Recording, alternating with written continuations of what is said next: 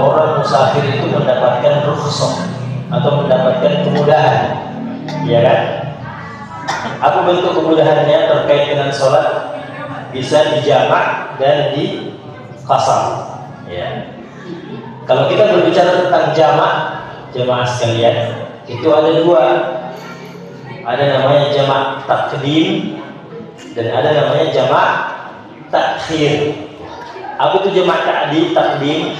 Jamak takdim adalah kita menjamak. Jamak itu adalah menggabungkan dua sholat, itu digabungkan, dikerjakan dalam satu waktu.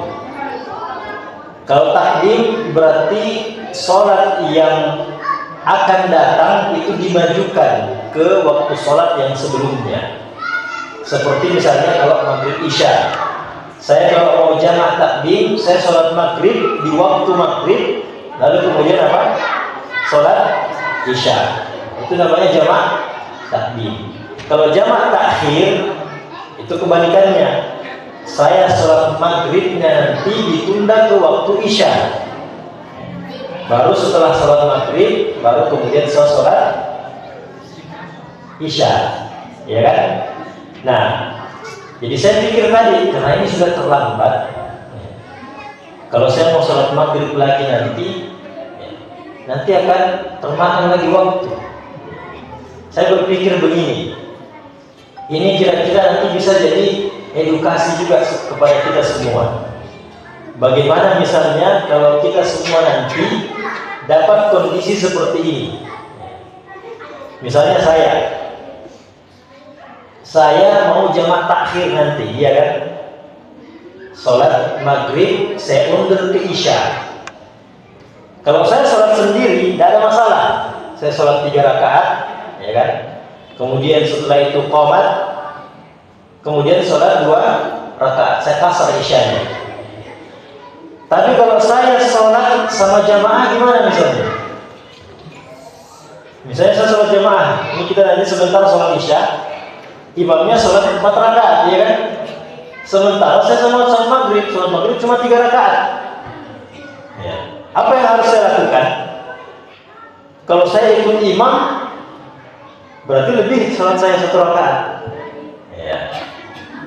Apa kira-kira yang saya lakukan? Ada yang tahu jawabannya, Pak? Ya.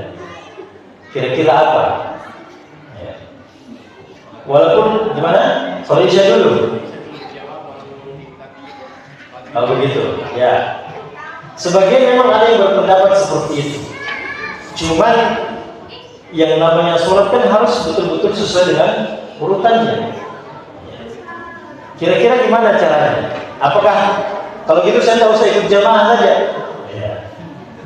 Jadi nanti biar bapak-bapak sholat isya 4 rakaat, setelah itu kalau sudah selesai baru saya sholat maghrib, terus sholat 2 rakaat. Kira-kira ada solusinya tidak ini? Ya.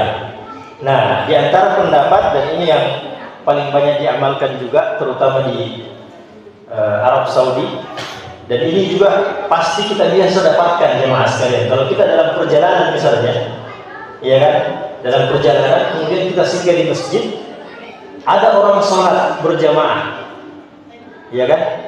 Kita tidak tahu dia ini sholat maghrib atau sholat isya. Ternyata kita niatnya sholat maghrib, ternyata dia sholat isya ternyata. Nah, jadi yang pertama, di antara pendapat para ulama, bahwasanya boleh bagi seorang jamaah makmum itu berbeda niat dengan imamnya. Paham maksudnya? Ya. Walaupun di antara pendapat ulama mengatakan, atau di antara hadis disebutkan bahwasanya ini nama ju'ilal imam liyutamma bihi. Imam itu dijadikan untuk diikuti. Tapi diikuti di sini dalam maksud artian apa? Gerakan atau rukun-rukun sholatnya. Adapun niat tidak termasuk. Jadi kalau imamnya niatnya adalah isya, kemudian saya niatnya maghrib, boleh atau tidak? Boleh. Ini yang pertama. Artinya kalau nanti bapak-bapak sholat isya, niatnya kan isya, saya sholat maghrib, boleh tidak? Boleh. Sekarang pertanyaannya, gimana nanti bapak-bapak itu sholatnya 4 rakaat, saya cuma 3 rakaat, gimana caranya? Nah, ini mungkin terlihat aneh bagi yang tidak pernah dapat. Yaitu apa? Saya yang sholat maghrib harus tetap 3 rakaat, tapi saya tetap harus ikut imam rukunnya, yaitu mulai sholat dan mengakhiri sholat bersama imam. Maka saya nanti kalau bapak-bapak sudah mau masuk ke rakaat keempat berdiri kan, saya tetap tinggal tahiyat. Saya tetap tinggal tahiyat menunggu imamnya dan jamaah yang lain sampai selesai rakaat keempat, tahiyat akhir, baru kemudian salam, maka saya salam bersama imam. Jadi jangan nanti kaget kalau saya tinggal duduk. Ini saya jelaskan memang. Dia sampai bilang, kenapa ini Ustaz ini? Nah, kenapa Ustaz ini? Tinggal duduk. Ya kan? Ya, jadi saya jelaskan memang ini sebelum saya masuk ke materi saya. Ya, belum di materi ini banyak, baru penjelasan, disclaimer ceritanya. Ya. Baik. Jadi apa yang saya sampaikan Bapak Ibu sekalian yang semua dirahmati Allah Subhanahu wa taala adalah bagaimana pentingnya kedudukan sholat itu dalam agama kita. Yang pertama, yang kedua, bagaimana pentingnya untuk tetap bisa sholat berjamaah bersama kaum muslimin. Saya sholat maghrib, jamaah sholat isya, tetap dianjurkan untuk bisa sholat bersama-sama kaum muslimin. Pentingnya untuk kita menjaga sholat berjamaah bersama. Pentingnya untuk kita saling bersatu, saling kemudian menjaga erat persaudaraan ini, kebersamaan ini, terutama lewat sholat berjamaah. Bahkan dalam kondisi-kondisi seperti itu tetap diarahkan untuk kita bisa sholat berjamaah walaupun beda niatnya.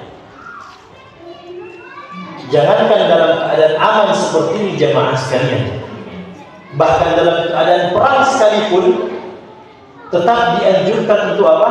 Untuk sholat berjamaah. Ini taruhannya nyawa kalau perang, ya kan? Makanya di dalam syariat kita ada namanya sholat khauf, sholat dalam kondisi mencekam, ada ketakutan, yaitu ketika perang. Ya. Jadi kalau kita mau jelaskan tata caranya ini agak panjang juga, tapi tetap dianjurkan atau tetap diarahkan untuk sholat berjamaah. Dan juga untuk sholat berjamaah, saking pentingnya jamaah itu, saking pentingnya untuk tetap berjamaah dipimpin oleh satu imam, mengikuti imam untuk beribadah kepada Allah Subhanahu wa taala. Nah, oleh karena itu insyaallah sebentar kita praktekkan itu, dan mudah-mudahan bapak-bapak nanti kalau misalnya safar, bapak ibu-ibu menghadapi kondisi yang sama seperti saya bisa diamalkan yang satu itu. Baik. Nah, kenapa? Karena biasa kita dapatkan di masjid-masjid tempat persinggahan itu kalau orang safar, biasa di sini pojok kanan ada jamaah, di pojok kiri ada jamaah, di belakang ada jamaah lagi sendiri, di depan ada jamaah. Kenapa tidak mau sholat sama-sama? Ya khawatir mungkin, karena jangan dia sudah sholat isya. Ragu-ragu.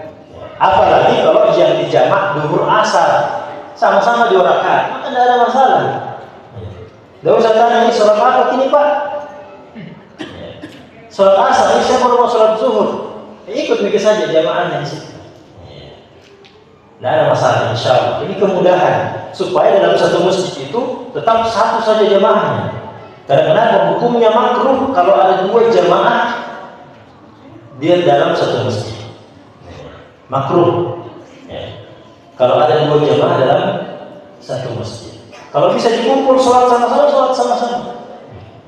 Alhamdulillah ketika kami di Saudi sering safar, dan subhanallah di Saudi itu ilmu yang seperti ini sudah merata ke masyarakat. Tidak ada diamalkan besar-besaran oleh masyarakat. Kembali ke Indonesia ternyata masih banyak yang kurang paham. Makanya tadi itu masuk masjid, di pojok sini ada jamaah, di sini ada jamaah, di belakang ada jamaah, di sini ada jamaah, ada lagi yang sholat sendiri. Jelas-jelas kita jamaah di sini tidak ikut, di sini sholat sendiri di situ. Nah, Maka ini pentingnya jamaah sekalian. Ya, ini isyarat bagaimana agama kita menyuruh atau menganjurkan kita untuk bersatu, untuk bersama-sama.